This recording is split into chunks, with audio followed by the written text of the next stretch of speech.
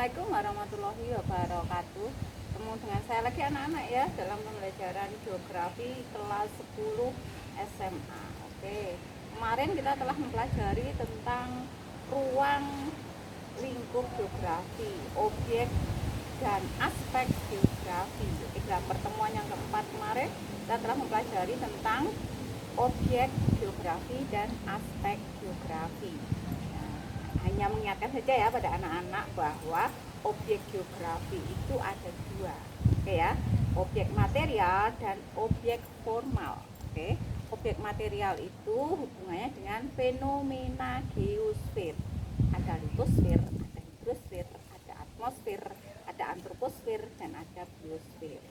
Nah, kalau objek formal itu adalah cara pandang objek material geografi melalui sudut pandang kelingkungan, ekologi, keruangan spasial dan kompleks wilayah. Oke ya, itu yang sudah kita pelajari dalam pertemuan keempat kemarin. Sekarang untuk pertemuan yang akan datang ini kita mempelajari tentang ilmu bantu geografi dan sarana yang digunakan dalam geografi. Tambah nanti plusnya, karena kita sudah terhalang oleh beberapa minggu karena adanya hari libur, ada pendekatan geografi. Oke ya, jadi nanti dalam video PPT yang saya tampilkan nanti kita membahas tentang ilmu penunjang geografi dan sarana penunjang geografi ditambah dengan pendekatan geografi.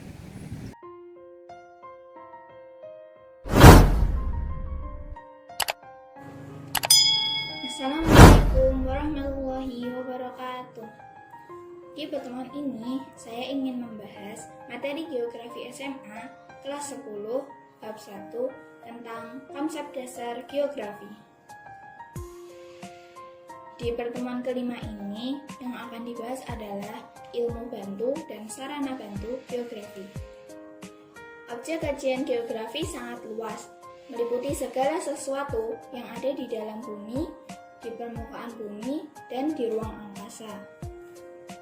Untuk memudahkan mempelajari, geografi dibagi menjadi 3 cabang, yaitu 1. Geografi regional, 2. Geografi fisik, 3. Geografi manusia. 1. Geografi regional. Geografi regional adalah geografi yang mempelajari kewilayahan atau berdasarkan luas dan sempitnya wilayah. 2. Geografi fisik. Geografi fisik adalah geografi yang mempelajari unsur-unsur alam asli. Geografi fisik meliputi 1. Geomorfologi, yaitu ilmu yang mempelajari bentuk muka bumi. 2. Klimatologi, yaitu ilmu yang mempelajari iklim. 3. Biogeografi, yaitu ilmu yang mempelajari flora dan fauna. 4. Oceanografi, yaitu ilmu yang mempelajari lautan. 5. Geografi tanah, yaitu ilmu yang mempelajari tanah. 6. Geofisika, yaitu ilmu yang mempelajari sifat-sifat fisik bumi. 7. Geologi, yaitu ilmu yang mempelajari lapisan batu-batuan. 8. Hidrologi, yaitu ilmu yang mempelajari air tanah. 9. Meteorologi, yaitu ilmu yang mempelajari iklim atau cuaca. 10. Geografi matematik, yaitu ilmu yang mempelajari tentang luas, letak, dan besar. 11. Geografi sumber daya, yaitu ilmu yang mempelajari mineral dan barang tambang. 12. Ekologi, yaitu ilmu yang mempelajari adaptasi manusia dengan lingkungan. 13. Astronomi, yaitu ilmu yang mempelajari perbintangan atau pertanian. Dan yang ke-14 adalah zoologi, yaitu ilmu yang mempelajari hewan. 3. Geografi manusia. Geografi manusia adalah ilmu yang mempelajari hubungan dan pengaruh timbal balik antara alam dengan manusia. Geografi manusia meliputi 1. Antropologi, yaitu ilmu yang mempelajari kebudayaan manusia. 2. Demografi, yaitu ilmu yang mempelajari susunan, jumlah, dan perkembangan penduduk.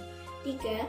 Geografi sosial, yaitu ilmu yang mempelajari hubungan timbal balik antara alam dengan manusia. 4. Geografi desa kota, yaitu ilmu yang mempelajari desa dan kota. 5. Geografi ekonomi, yaitu ilmu yang mempelajari keadaan ekonomi. 6. Geografi politik, yaitu ilmu yang mempelajari politik di beberapa wilayah geografis. 7. Geografi sejarah, yaitu ilmu yang mempelajari sejarah di suatu wilayah geografis. 8. Paleontologi, yaitu ilmu yang mempelajari fosil. 9. Arkeologi, yaitu ilmu yang mempelajari kepurbakalaan. 10. Sosiologi, yaitu ilmu yang mempelajari kemasyarakatan. Sarana bantu yang digunakan untuk mempermudah dan mengetahui secara tidak langsung atas gejala fisik dan sosial, persebaran, hubungan, serta susunan keruangannya. Sarana bantu geografi yaitu: pertama, tabel, memuat data baik berupa kata, kalimat, ataupun angka tentang fenomena geosfer. Kedua, diagram, menjelaskan fenomena geosfer dengan melukiskan bagian-bagiannya dengan cara kerjanya secara berurutan. 3. Grafik, menunjukkan naik dan turun suatu fenomena geosfer tertentu antar waktu dengan menggunakan garis. 4. Peta, memuat macam-macam data untuk memudahkan penyampaian informasi. Peta dibuat dengan ukuran, tema, dan topik tertentu.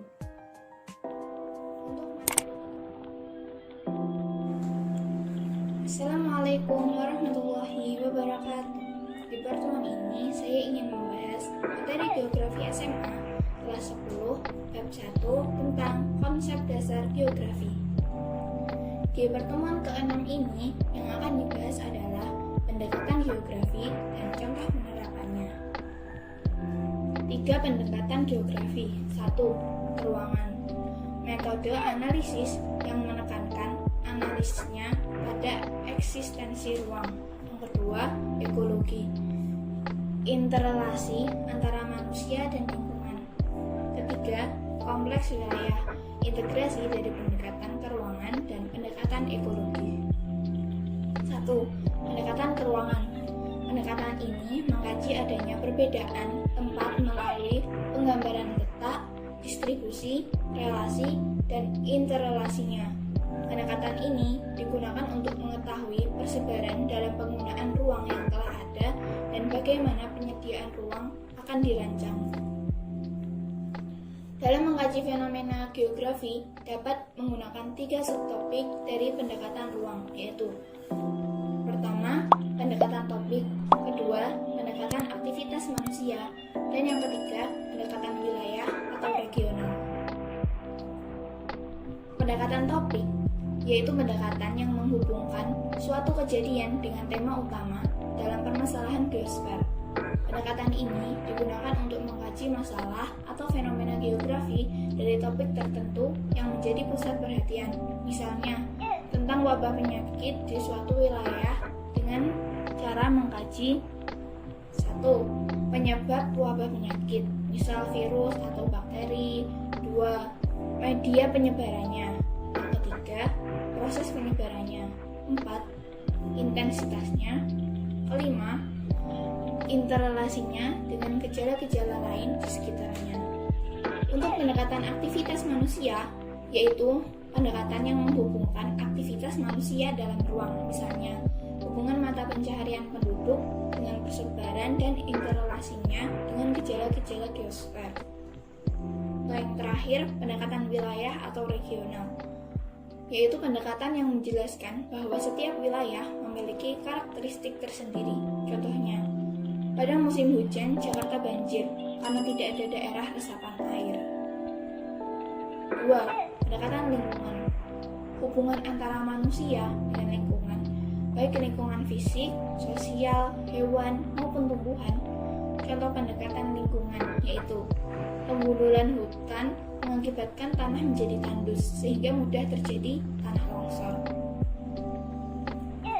Tahap perkembangan interaksi manusia dengan lingkungan mengalami perkembangan, antara lain tahap determinisme merupakan interaksi manusia dengan lingkungan, ditandai dengan kondisi manusia dan alam saling dipengaruhi alam. Kedua, tahap posibilisme merupakan tahap ketika manusia dan alam saling mempengaruhi.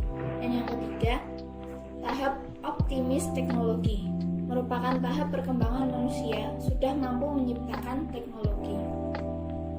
3. Pendekatan kompleks wilayah merupakan kombinasi antara pendekatan keruangan dan lingkungan. Misalnya, dalam mengkaji wilayah yang memiliki karakteristik wilayah yang khas yang dapat dibedakan satu sama lain atau areal differentiation, mereka harus diperhatikan bagaimana persebarannya atau analisis keruangan dan bagaimana interaksi antara manusia dengan lingkungan alamnya atau analisis ekologi. Pendekatan wilayah sangat penting untuk pendugaan wilayah atau regional forecasting dan perencanaan wilayah atau regional planning. Contoh, wilayah Jakarta yang sering mendapatkan banjir kiriman dari daerah Bogor. Contoh lain, pintu air Katulampa Bogor pada saat musim kemarau berbeda jauh dengan saat musim hujan. Demikian anak-anakku, tadi video PPT yang telah kalian simak tentang ilmu bantu dan sarana bantu dalam geografi tambah dengan pendekatan geografi. Bisa kita simpulkan ya, ilmu bantu geografi. Oke, ilmu bantu geografi itu kalau hubungannya dengan fenomena geosfer, ada litosfer, nanti ilmu bantunya ada geologi, geomorfologi. Oke, kalau untuk atmosfer ada klimatologi, ada meteorologi, dan setelah banyak yang tadi setelah ditampilkan di atas tadi ya, ini hanya kesimpulan saja, nanti bisa dilihat lagi. Terus untuk sarananya kalau geografi itu biasanya menggunakan penginderaan jauh, ya, penginderaan jauh dan sistem informasi geografi. Oke. Dan pendekatan geografi itu ada 3. Oke. Ada pendekatan keruangan atau spasial, yang kedua adalah pendekatan kelingkungan atau ekologikal, dan yang ketiga adalah integrasi antara pendekatan keruangan dan ekologi, yaitu pendekatan kompleks wilayah. Oke, mungkin anak-anak ya yang bisa kita simpulkan dari pembelajaran kali ini. Tetap semangat, jaga diri, jaga kesehatan. Sekian, terima kasih. Wassalamualaikum warahmatullahi wabarakatuh.